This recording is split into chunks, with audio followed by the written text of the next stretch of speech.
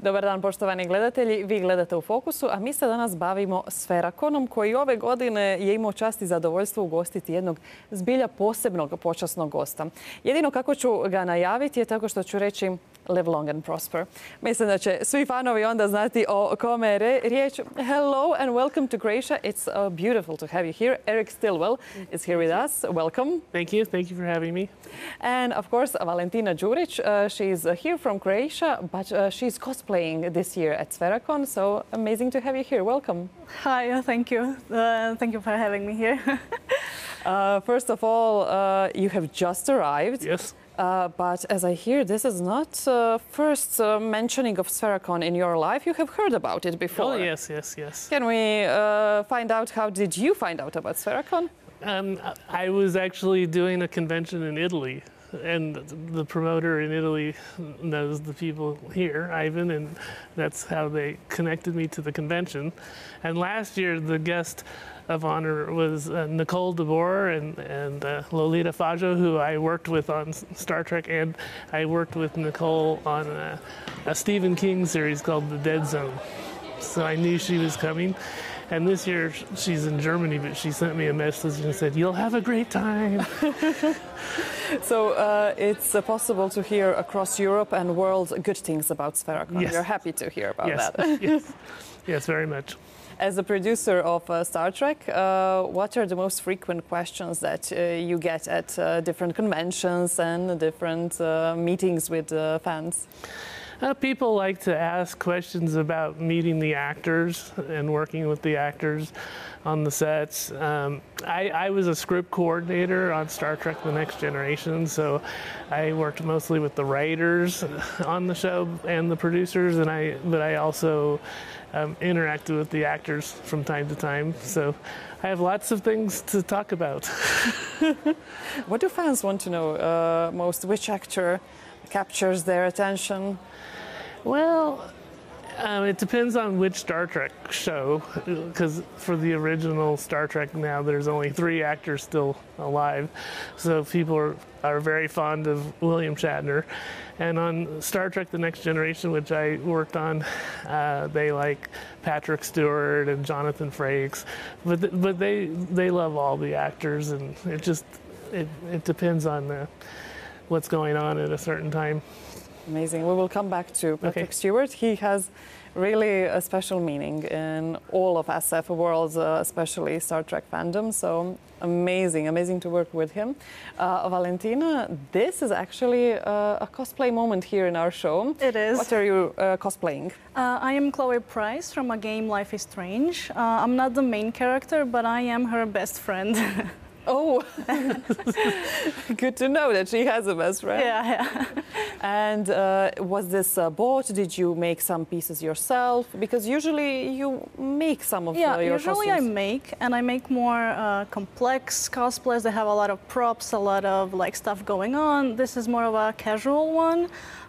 So I made the shirt, it was a print on, and then everything else is kind of put together.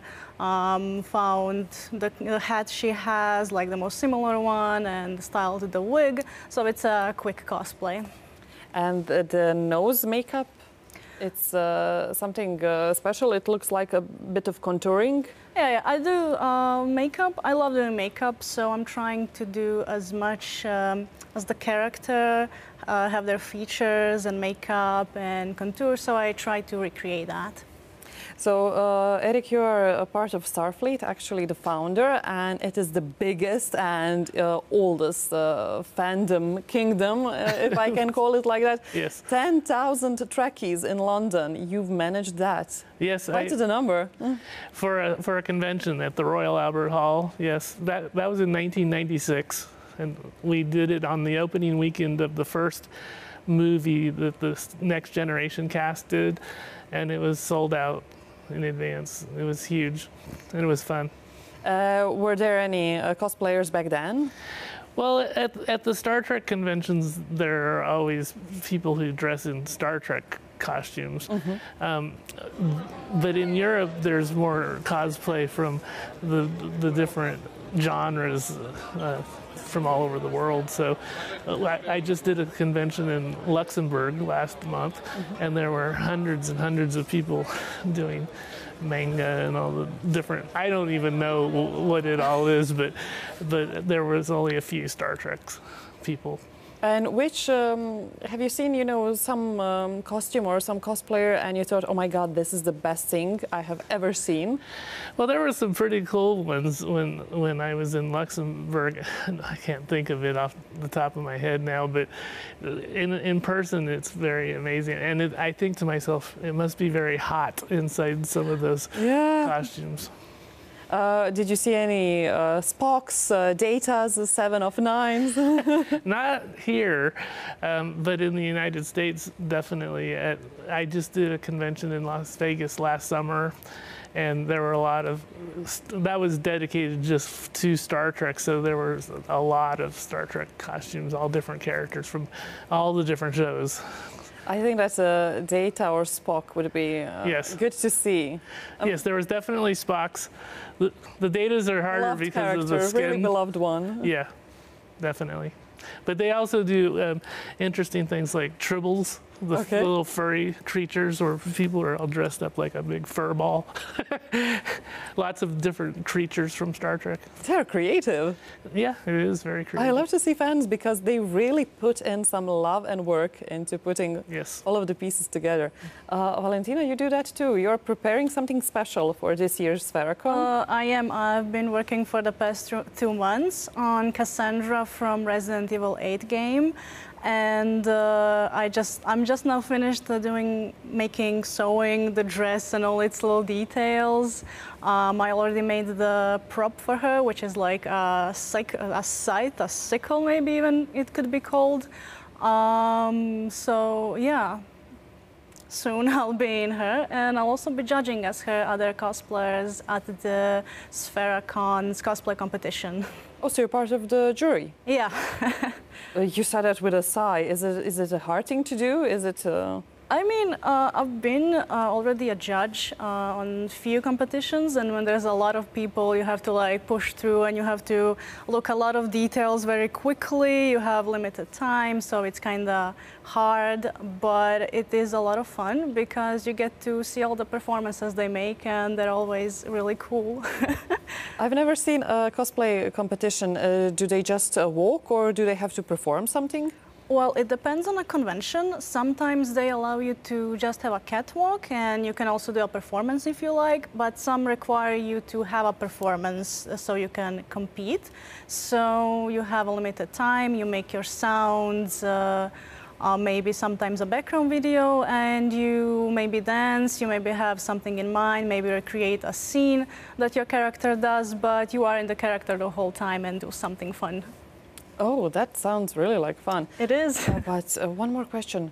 What do you do for 2 months? You said that you're sewing and making the dress, but 2 months seems like a long period of time. How many elements is there for this character? Well, first of all, you have to like gather everything, all the references you have to make, and then you have to go find materials. If you cannot find materials, then you have to order them online. And then there's always, you know, glues and primers that have to dry overnight. And so you're slowly making, carving all the props, and then you're sewing every little detail, and then maybe you fail, so you're on the one detail for the next 3 nights. Maybe you lose your mind. While you're on it, and then you take a day off, and then you go again with it, and hopefully you have a costume done till the end of all of that. So if you choose perhaps a costume of a villain, you probably become a villain along the way if you make more than 2 mistakes and go completely diabolic. You put on your villain playlist in the background, and everything is set. Eric, do you prefer bad guys or good guys in Star Trek universe? The good guys, but there's some good bad guys too. Because usually somebody who is a part of the script making or script coordinator, sometimes they confess that they actually love the bad guys and their vibe. Well, the bad guys make the drama, right? So that makes for a good story. So like in Star Trek, I think Khan from Wrath of Khan was like one of the most famous villains on Star Trek. But there's always a good villain to tell a good story. Well, who would be your favorite villain in Star Trek? Oh, it's so difficult. I would say Khan. Mm-hmm. Yeah, he was good.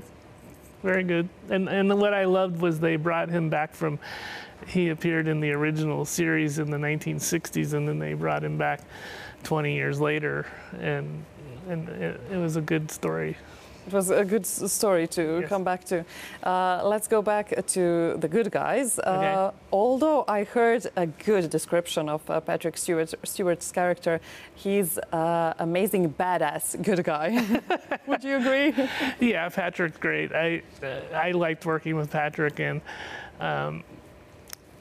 I don't know. When I got to write an episode of Star Trek: The Next Generation, and he saw me on the set, and he asked me to explain, because it was a time travel story, and there was an alternate universe where his character was different in the alternate universe, but he wanted to know if he was the same person still. So I explained to him that he's the same person, but if you go back 20 years, he lived a different life, so he has different experiences in a different world. And in fact, my episode of Star Trek called Yesterday's Enterprise didn't have a bad guy. Mm-hmm. It was just the circumstance of an alternate universe, and the characters trying to resolve the problem, to fix the timeline, to put it back to normal. And of course, Patrick Stewart's character, along with Whoopi Goldberg, were like key elements of figuring out what they needed to do to make it all right again. So yeah, it was fun working with Patrick. Correct me if I'm wrong, but that episode, Yesterday's Enterprise, was the only episode from Star Trek universe that was ever nominated for an Emmy. Well, not the only one, no. But it was nominated in technical categories. So it had 3 Emmy nominations for sound and editing and stuff like that. And Star Trek actually won lots of Emmys for makeup and costume, all sorts of creative things. Oh, okay. And in the final season of The Next Generation, the show finally got nominated for best, syndicated series. Oh, okay, amazing. And now that we are commenting on Patrick Stewart, do you have any idea? Will we have more than 3 seasons of Picard show? No, it's done. They've finished it.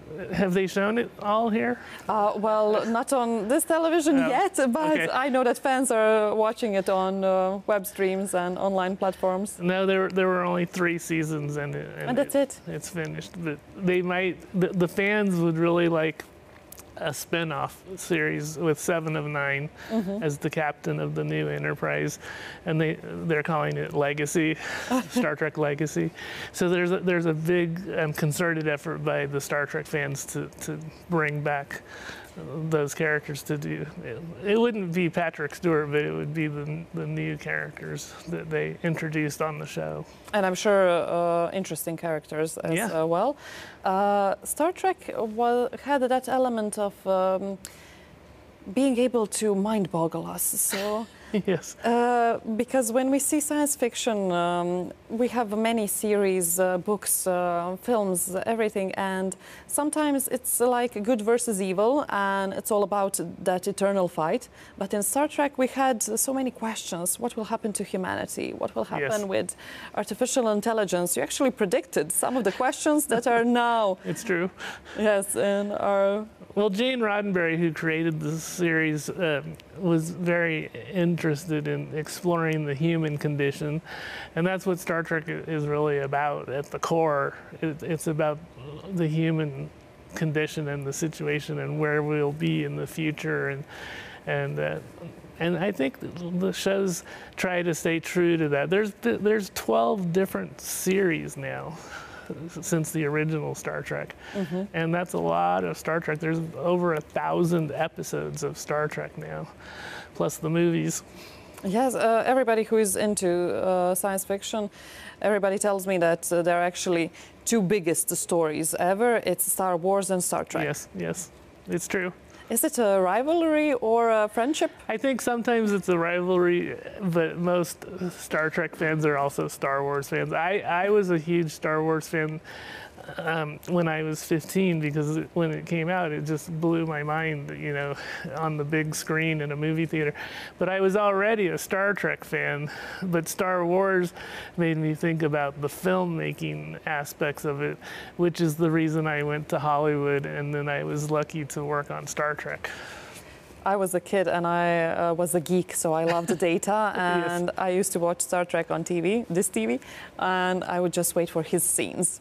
And I would be like, he's a robot, but he can feel, oh my God. Yes. Yeah, Brent Spiner was great as Data on Star Trek. Yeah, he really built up that character amazingly. Yes, he made that character for sure. He's a great actor. Indeed. Valentina, a bit more about Sferakon. This is Eric's first year on Sferakon, but you have been there since 2018? 2018, yes.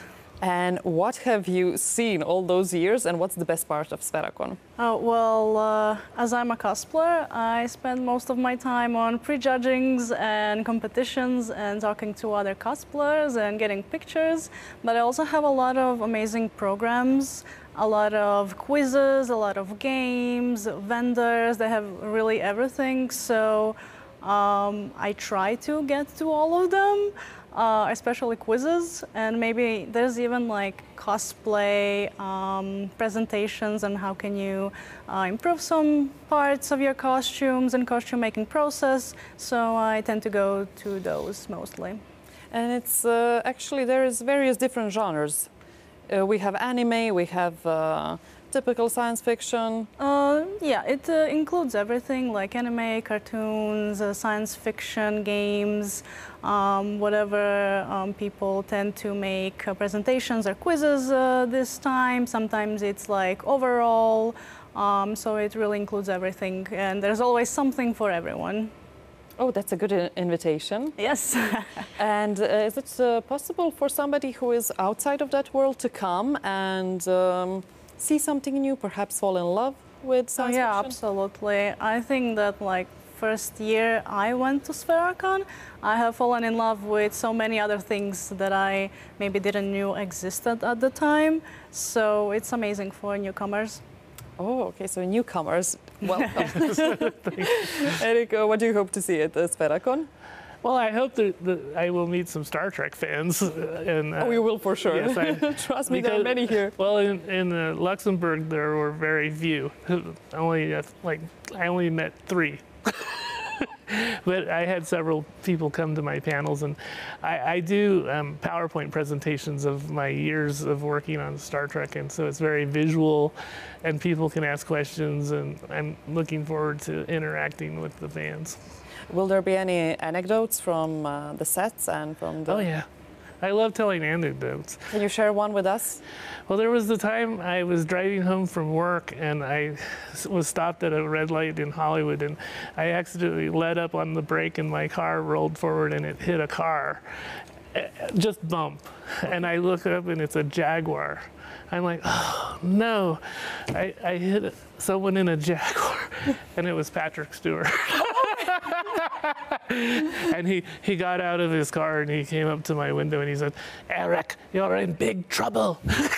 But there was no scratch or anything, so he was like, "It's okay." Hello, hello. Amazing. Okay, thank you so much for sharing this with us. Well, thank you for having me. We are looking forward to hearing all about the panels and everything you have prepared. So thank you for coming. Thank you. And thank you for coming to this TV show. Oh, well, thank you for having me. Valentina, thank you too, and enjoy this year. Thank you so much. Poštovani gledatelji, bilo je to sve. Sferakon je dakle trajao do ove nedjelje, ali i sljedeće godine se možda možete priključiti ako danas ne stignete, iako do 20 sati su otvoreni, pa ako imate prilike u Zagrebu ste svratite. Možda se baš kao što je Valentina rekla, zaljubite u neki novi svijet. Hvala na pozornosti i ugodan ostatak dana.